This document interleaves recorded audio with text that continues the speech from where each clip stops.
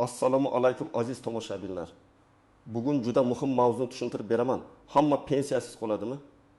Pensiya bo'lmaydi degani rostmi? Pensiya jamg'armasi nima izoh berdi degan savollar ko'payib ketdi. Ko'pchilik ayniqsa dardim yoshdan oshganlar, bozorda ishlayotganlar, chet elda mehnat qilayotganlar, norasmiy ishda yurganlar va uy bekalari xavotirda. Men bugun sizga vahimasiz, lekin juda aniq qilib aytaman. Bu ma'lumot har bir oilaga tegishli. Chunki pensiya masalasi faqat keksalarniki emas, bugun ishlayotgan har bir insonning ertangi kunidir. Videoni oxirigacha ko'ring.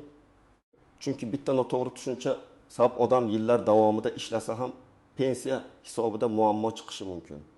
Hozirning o'zida kanalga obuna bo'ling, videoga like bosing. Chunki bunday tushuntirishlar sizga ham, ota-onangizga ham, farzandlaringizga ham kerak bo'ladi. Avvalo eng katta savolga javob beraman. Pensiya umuman bo'lmaydi degan gap to'g'ri emas. Bunday gaplar odatda ijtimoiy tarmoqlarda kesib olingan, noto'g'ri talqin qilingan yoki qo'rqitish uchun yozilgan xabarlardan kelib chiqadi. Aslida masala boshqacha. Pensiya olish uchun fuqaroning ish staji, rasmiy daromadi, to'langan sug'urta badallari yoki soliqlari, mehnat faoliyati elektron tizimda to'g'ri aks etgani muhim bo'lib bormoqda. Oldin odamlar ko'pincha shunday o'ylardi. Men falon joyda 20 yil ishladim, demak pensiyaga chiqsam bo'ldi. Lekin amaliyotda shuni ko'ryapmizki, ishlagan joy rasmiy bo'lmagan, mehnat daftarchasiga yozilmagan, ish haqi konvertda berilgan, soliq va ijtimoiy to'lovlar to'lanmagan bo'lsa, keyin pensiya jamg'armasi hisob-kitob qilganda muammo paydo bo'ladi. Ya'ni odam real hayotda ishlagan, lekin hujjatda u davr ko'rinmaydi. Pensiya tizimi esa og'zaki gapga emas, hujjatga, bazadagi ma'lumotga, rasmiy stajga qaraydi. Avvalgi davrda ko'p narsa qog'oz mehnat daftarchasi, arxiv ma'lumotnomasi, korxona buyrug'i orqali tasdiqlanardi. Hozir esa bosqichma-bosqich elektron tizim kuchaymoqda. Elektron mehnat daftarchasi, soliq bazasi, ish beruvchining hisobotlari, bank orqali o'tgan rasmiy ish haqi kabi ma'lumotlar ahamiyatli bo'lib qoldi. Bu yomon narsa emas. Aksincha, tizim adolatliroq bo'lishi kerak. Kim rasmiy ishlagan, kimning nomidan to'lovlar ketgan, kim haqiqatan staj yig'gan, shular aniq ko'rinadi. Lekin muammo shundaki, ko'p odamlar yillar davomida norasmiy ishlagan yoki hujjatlarini tekshirmagan. Men birinchi navbatda kimlar nisbatan xotirjam bo'lishi mumkinligini aytaman.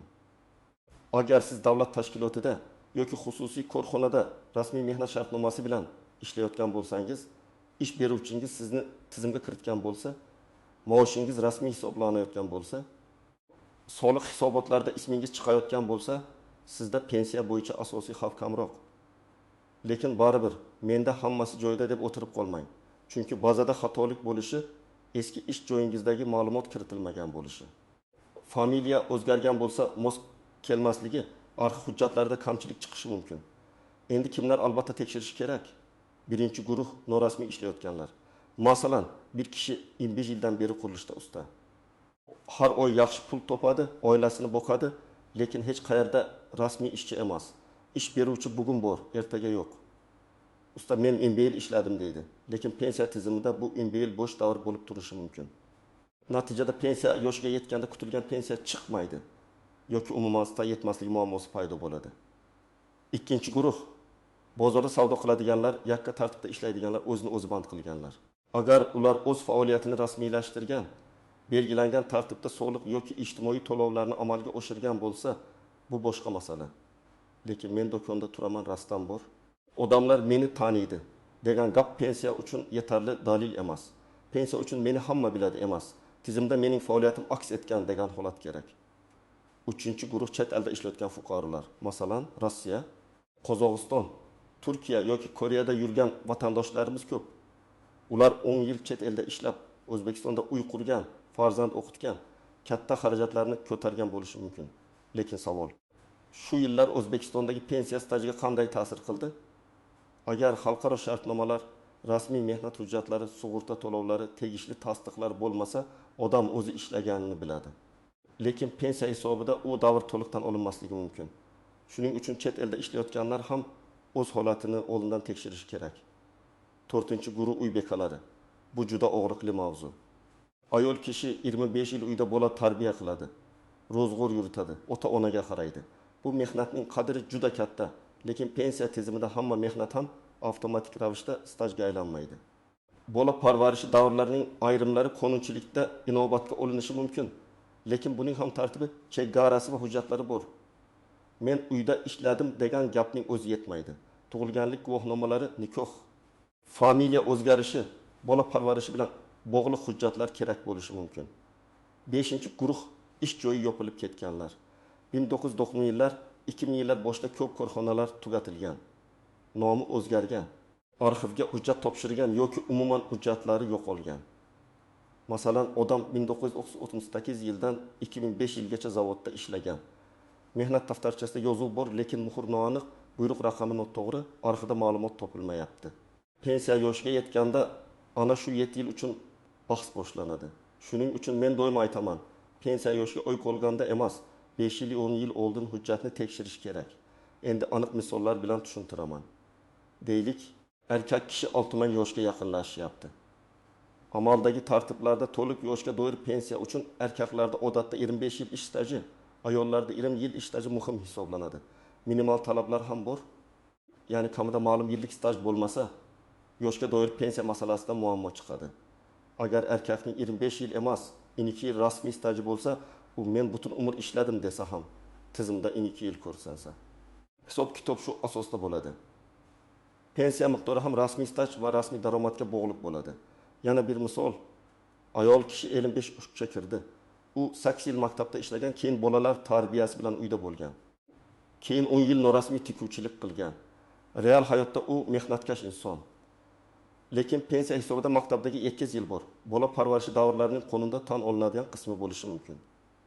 Norasmiy tikuvchilik esa hujjatsiz bo'lsa, hisobga kirmasligi mumkin. Demak, natija uning hujjatlariga bog'liq.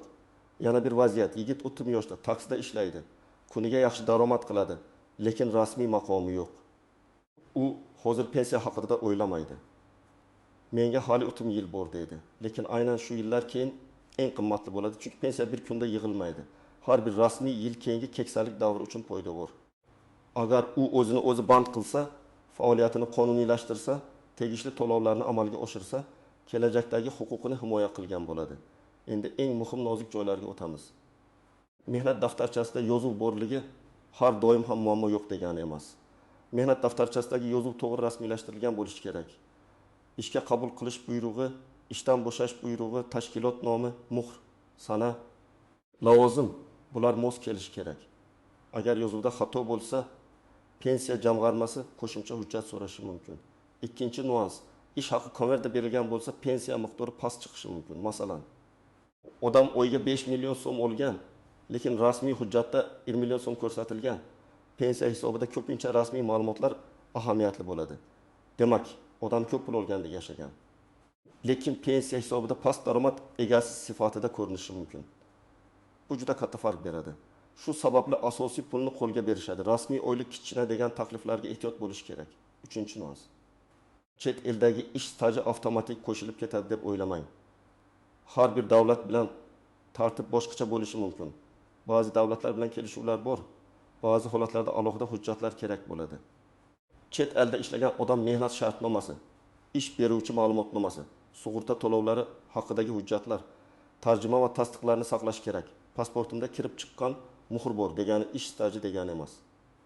Pasport faqat siz chet elda bo'lganingizni ko'rsatadi, ishlaganingizni emas.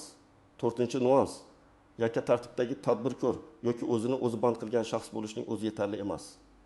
To'lovlar va ro'yxat masalasi to'g'ri bo'lishi kerak. Agar siz 1 yil faoliyat yuritib, lekin majburiy yoki ixtiyoriy to'lovlarni belgilangan tartibda qilmagan bo'lsangiz, keyin o'sha davrni stajga qo'shish qiyinlashadi. Shu sababli har yili shaxsiy kabinetingizni, soliq ilovasini, My.gov uz orqali ma'lumotlarni tekshirib boring. 5-nuans, familiya o'zgarishi. Bu ayniqsa ayollarda ko'p uchraydi. Qiz familiyasi bilan ishlagan, keyin turmushga chiqib familiyasi o'zgargan, keyin yana boshqa hujjatlar yangilangan. Agar mehnat daftarchasi, diplom, pasport, nikoh guvohnomasi, tug'ilganlik haqidagi hujjatlar o'zaro bog'lanmasa, bazada bu bitta odammi yoki boshqa odammi degan savol tug'iladi. Bunday holatda nikoh guvohnomasi, familiya o'zgarganini tasdiqlovchi hujjatlar juda muhim. 6-nuans, o'qish davri, harbiy xizmat, dekret, nogironlik, bola parvarishi kabi davrlar. Odamlar ko'pincha hammasi stajga kiradi. yoki hech biri kirmaydi deb keskin gapirishadi. Aslida har bir davrning o'z tartibi bor. Qaysi yillarda o'qigan, kunduzgi bo'lganmi, qaysi hujjat bor, harbiy xizmat qayerda o'talgan. Bola parvarishi bo'yicha qanday dalillar bor, bular alohida ko'riladi. Shuning uchun umumiy gapga ishonmasdan o'z hujjatingiz bo'yicha tekshirtirgan ma'qul. 7-nuans. Pensiya tayinlashda faqat yosh yetish kifoya emas. Ba'zi odamlar oltinga kirsam bo'ldi, pensiya avtomatik tushadi deb o'ylaydi. Yosh bu faqat shartlardan biri. Staj, hujjat, ariza, hisob-kitob, ma'lumotlar mosligi ham kerak. Agar hujjatlar tayyor bo'lmasa, pensiya tayinlash cho'zilishi mumkin. Shuning uchun tayyorgarlikni oldindan boshlash kerak. 8-nuans. Menga ijtimoiy nafaqa berishadi-ku degan xotirjamlik. Ayrim hollarda pensiya uchun staji yetarli bo'lmagan fuqarolar uchun ijtimoiy yordam yoki nafaqa tartiblari mavjud bo'lishi mumkin. Lekin bu pensiya bilan bir xil degani emas. Miqdori, tayinlash sharti, yoshi, tekshiruv tartibi boshqacha bo'lishi mumkin. Shuning uchun maqsad qandaydir yordam olish emas, imkon qadar o'z pensiya huquqini to'g'ri shakllantirish bo'lishi kerak. Endi men sizga aniq qadamlarni aytaman. O'z ish stajingizni tekshiring. Buning uchun pensiya jamg'armasining tuman yoki shahar bo'limiga murojaat qilishingiz mumkin. Shuningdek, MyPokokov.uz yagona interaktiv davlat xizmatlari portali, soliq organlarining elektron xizmatlari, ish beruvchining kadrlar bo'limi orqali ma'lumotlarni ko'rish mumkin. Agar texnikani yaxshi bilmasangiz, farzandingizdan, yaqinlaringizdan yordam so'rang. Eng muhimi, hali vaqt bor demang. 2-qadam. Mehnat daftarchangizni tekshiring. Undagi barcha yozuvlarni birma-bir ko'ring. Ishga kirgan sana bormi, bo'shagan sana bormi, muhr bormi, tashkilot nomi tushunarlimi, yozuvlar o'chib ketmaganmi? Agar mehnat daftarchasi yo'qolgan bo'lsa, darhol eski ish joylaridan yoki arxivdan ma'lumotnoma olishga harakat qiling. Korxona yopilgan bo'lsa, uning hujjatlari qaysi arxivga topshirilganini aniqlang. 3-qadam, eski ish joylaringiz ro'yxatini tuzing. Oddiy daftar oling va yozing. Qaysi yilda qayerda ishladim? Lavozimim nima edi? Rahbar kim edi? Korxona manzili qayerda edi? Ishga kirgan va chiqqan taxminiy sanalar qanday edi? Bu ro'yxat keyin arxivdan hujjat izlashda juda yordam beradi. Ko'pchilik pensiya yoshiga kelganda qaysi yili ishlaganimni eslay olmayapman deb qiynaladi. Xotira hujjat o'rnini bosmaydi. 4-qadam, rasmiy ishlashga o'ting. Agar siz hozir norasmiy ishlayotgan bo'lsangiz, ish beruvchidan mehnat shartnomasi qilishni so'rang. Agar u rozi bo'lmasa, hech bo'lmasa o'z faoliyatingizni qonuniylashtirish yo'lini izlang. Yakka tartibdagi tadbirkorlik, o'zini o'zi band qilish, tegishli soliq rejimi, ijtimoiy to'lovlar masalasini mutaxassisdan so'rang. Bugungi kichik to'lovlar ertangi katta muammoni oldini oladi. 5-qadam, ish haqi rasmiy ko'rsatilishini talab qiling. Men bilaman, hamma ham ish beruvchiga talab qo'ya olmaydi. Lekin hech bo'lmasa vaziyatni tushuning. Agar sizga 6 million berib, hujjatda 1 million ko'rsatilsa, bugun siz pul olayotgandek ko'rinasiz, lekin kelajakda pensiya hisobida zarar ko'rishingiz mumkin. Rasmiy daromad faqat pensiya uchun emas, kredit olish, subsidiya, ijtimoiy himoya, kasallik varaqasi, mehnat huquqlari uchun ham kerak. 6-qadam, chet elda ishlayotgan bo'lsangiz, hujjat yig'ing. Mehnat shartnomangiz nusxasini saqlang. Ish beruvchidan ma'lumotnoma oling. To'lovlar haqidagi ma'lumotlarni yo'qotmang. Pasportdagi sahifalarni skaner qilib qo'ying. Kerak bo'lsa, konsullikdan yoki rasmiy idoralardan maslahat oling. Uyga qaytgandan keyin hammasi yo'qoldi deyishdan ko'ra, har yili hujjatni tartibga solgan yaxshi. 7-qadam, ayollar familiya va oilaviy hujjatlarni tartibga solsin. Nikoh guvohnomasi, ajrim bo'lsa ajrim hujjati, familiya o'zgarishi, bolalarning tug'ilganlik guvohnomasi, mehnat daftarchasi, diplom, hammasi bir joyda bo'lsin. Nusxa qiling, skaner qiling, elektron shaklda ham saqlang. Hujjat yo'qolsa tiklash uchun vaqt ketadi. Pensiyaga chiqishga 6 oy yoki 1000 yil qolganda emas. Oldinroq maslahat oling. Agar siz 70 yoshdan oshgan bo'lsangiz, hozirdan pensiya jamg'armasi bo'limiga borib, mening stajim bo'yicha qanday kamchilik bor deb so'rang. Agar xatolik chiqsa, uni tuzatishga vaqtingiz bo'ladi. Arxivdan ma'lumotnoma olish ba'zan bir necha hafta, ba'zan bir necha oy vaqt oladi. 9-qadam, ariza yozishni biling. Agar sizga biror davr stajga kiritilmayapti desa, og'zaki gap bilan cheklanib qolmang. Rasmiy tarzda yozma murojaat qiling. Arizada FYsh, pasport ma'lumotlari, yashash manzili, telefon raqami, qaysi davr bo'yicha tekshiruv so'rayotganingiz, qaysi korxonada ishlaganingiz. Ilova qilinayotgan hujjatlar ro'yxatini yozing. murojaat qabul qilinganini tasdiqlovchi raqam yoki belgi oling. Chunki yozma murojaatga yozma javob berilishi kerak. 10-qadam huquqingiz buzilgan deb hisoblasangiz, yuqori turuvchi tashkilotga yoki sudga murojaat qilish imkoniyati borligini biling. Men buni janjal qilish uchun aytmayapman. Lekin ba'zan hujjat bor, odam haq, lekin joylarda tushunmovchilik bo'lishi mumkin. Bunday vaziyatda malakali yuristdan maslahat olish, yozma javoblarni yig'ish va qonuniy tartibda e'tiroz bildirish kerak. Endi pensiya jamg'armasi izoh berdi degan gapning mazmunini oddiy tilda tushuntiraman. Odatda bunday izohlarning maqsadi shuki, odamlarni vahimaga tushirmaslik, lekin pensiya olish shartlarini eslatish.